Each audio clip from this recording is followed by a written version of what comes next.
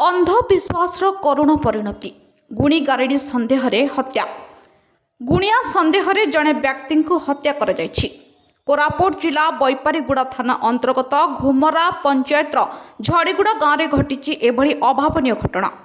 मृतक से गाँव नारायण मिनर बालिया। सूचना अनुसार झड़ीगुड़ार कमलोचन करलिया नामक जड़े व्यक्ति असुस्थ थिले।